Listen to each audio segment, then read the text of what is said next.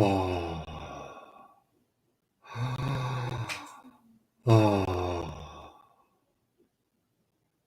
Morning, everybody. Just doing my meditation. I know it's the in thing to do at the moment, although I haven't quite found my om. What I have been doing is shoveling a lot of chippings and already moved a ton today as I lay a drive. We're one day closer to me giving you a tour of Chateau Moyle as we go. Now, you might be thinking, I put a lot of thought and planning into these live shows, but typically what I do is I don't plan the day unless I've got a guest, but what I do is I get up in the morning and I start my morning routine, and in the back of my head, I'm thinking, what have I been speaking to people about over the last few days that is relevant to the recruiting gym community? My mission, my goal is to enable everybody in the industry to grow, to thrive, to succeed, and achieve. And that's really what we're looking to do here. We're looking to enable you to succeed and grow and thrive, even though we're in tough times. In fact, even my mother has been motivational this morning. So I thought I would share a quote that she shared with me. Not everything that is faced can be changed, but nothing can be changed until it is faced. Oh, I like that. Let me repeat that again. Everything that is faced, not everything that is faced can be changed, but nothing can be changed until it is faced. I quite like that quote. Tell me what you think in the comments below. Feel free to share your best quote in the comment below as well. We can do this now. What we've been talking about a little bit and touched on it over the last few days is that candidates seem less active in the market. They seem less willing to engage on LinkedIn on speculative approaches about jobs. So active candidates still putting things on job boards and that sort of stuff. But if you're looking to sort of go deep for talent and you're looking to attract and agitate and engage candidates that are maybe holding tight in their current job, life seems to be becoming a little bit more difficult. Response rates are going down. I'd be interested to hear what you think. I know within LinkedIn Recruiter you can manage a message response rates, but also what we're looking to do is try to work out a way to stimulate them. And as I was reflecting on that challenge that I've been puzzling through, and you've all been puzzling through over the last few days, I started thinking about, well, what's changed? And obviously we know lockdown has changed, but it's actually what's going on in candidates' heads has changed. And what I think's happened is that over lockdown, I think a lot of people have paused. They've had time to reflect on, like, is this really what I want to be doing?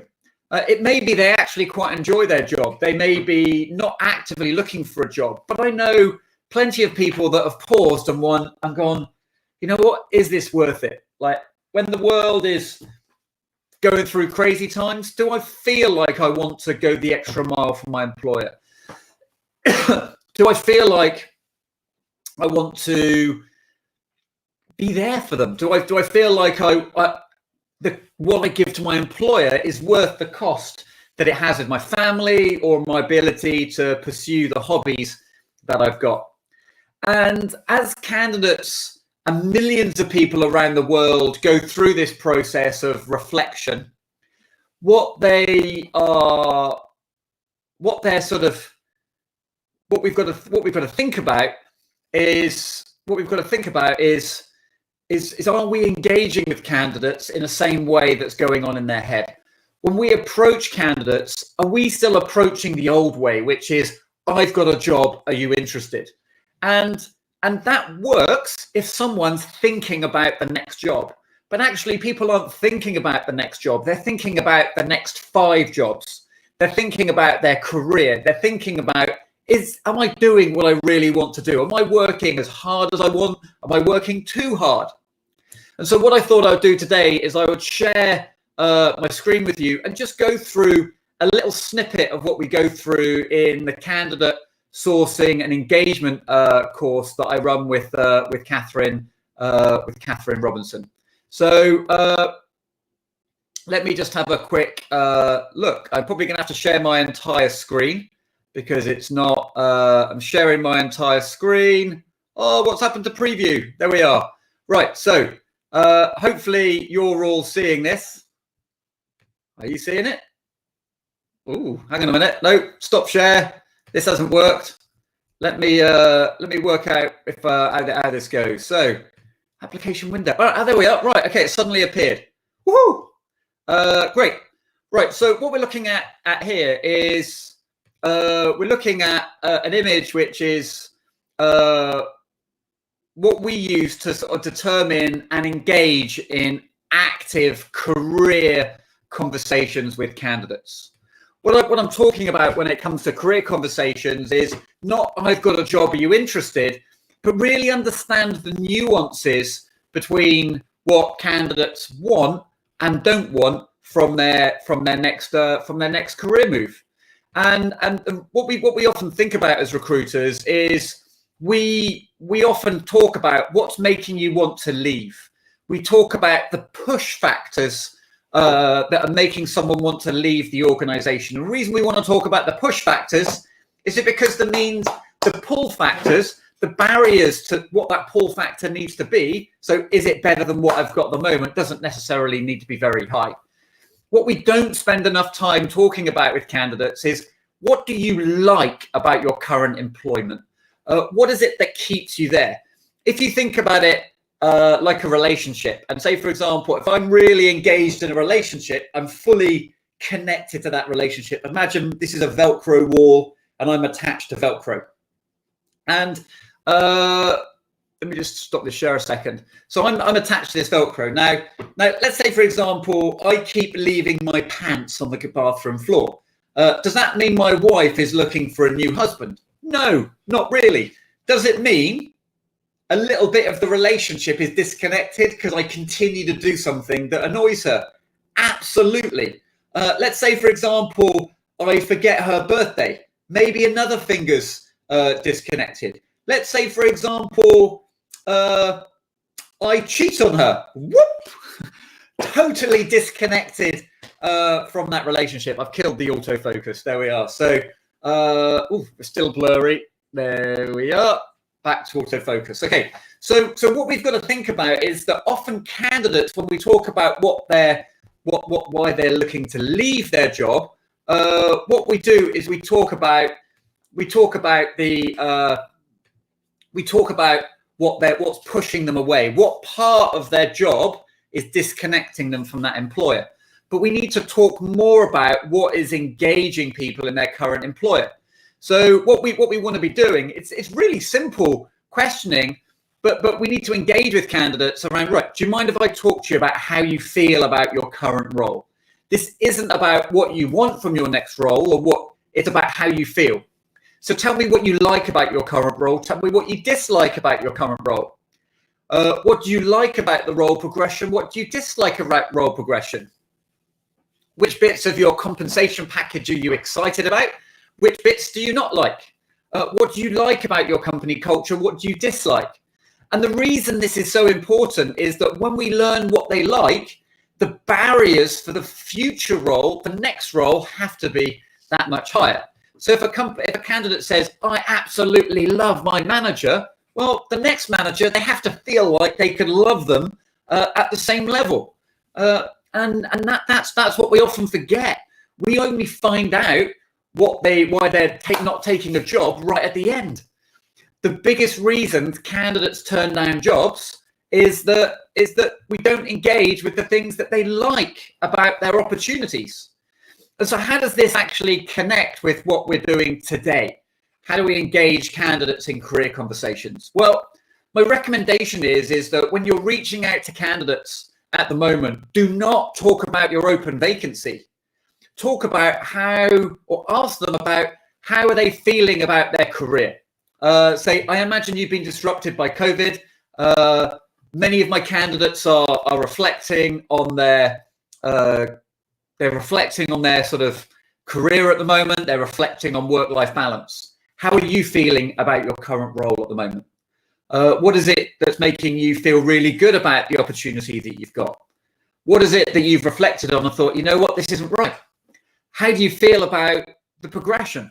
How do you feel about the culture of the organization? Remember, one of the reasons why candidates will start looking for opportunities is that they'll get to the end of lockdown and they won't like how they've been treated. They won't like how they've been treated, and that's not a good thing, right? That's a bad thing. And so what we need to do is ask them, how are you feeling? How's this changing what you want from your career? And what we want to be doing is not with every candidate, but you know, when you see those candidates where you're thinking, yeah, I've got a vacancy today, but I know I'm going to have vacancies on an ongoing basis for this profile of candidate. That's the foundation of passive recruiting, is actively looking for candidates that you know you're going to have vacancies for tomorrow, next week, next month, and next year. That is an absolutely key strategy in good times and bad, because even in the last recession, really fantastic candidates were hard to find. Clients were struggling to find fantastic candidates because typically companies try their hardest not to let go their best people, but try as they may treat their best people badly. And when people are really good, they don't think just about a job, they think about career. And one of the things I was taught when I started in recruitment is that we're as much a career advisor in our niche as we are a placement agency. Think about that. We're a career advisor, not just a placement agency. And what I've noticed over the last 5, 6, 7 years is we've just engaged in the transaction. We're just ringing candidates every day and going, hey, I've got a client. They want to have sex right now. Do you want to have sex? Yeah, look, good looking, charming. Do you want to have sex? And it's just, people don't work that way. People don't work that way. What we've got to do is be more of a career counselor. So I understand you may or may not be looking for a new partner at the moment, but when you do look for a new boyfriend or girlfriend, what is it that attracts you to a new partner? How do you feel about what do you like about your current partner? What do you dislike about your current partner? What do you like about the long-term prospects? What do you dislike about the long-term prospects? Here we are. This is like relationship counseling for those that need it. But we don't build relationships by walking up to someone and saying, like, this person wants to have sex. Do you want it? I want to have sex. Do you want me? Like, we don't work like that. I know there's some portions of the internet that might, but we don't work that way in recruitment. And so my takeaway for you today is think about how many candidates that you can engage today about a career conversation. What I'd recommend you do is take sections of your database of skill sets that you know are difficult to recruit for. And I would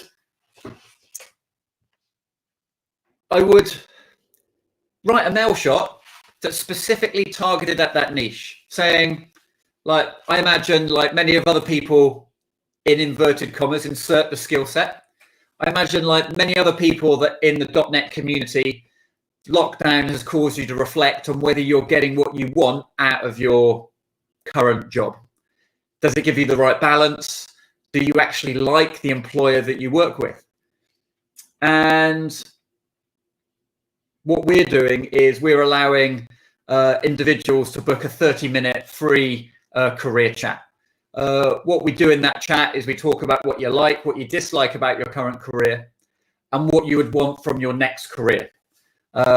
What type of company do you want to work for? What type of person do you want to work for? And what we do is we create a watching brief. But what we'll also do is give you insight into the market of other opportunities, and maybe even give you some benchmark of the type of things you could do and what that would pay.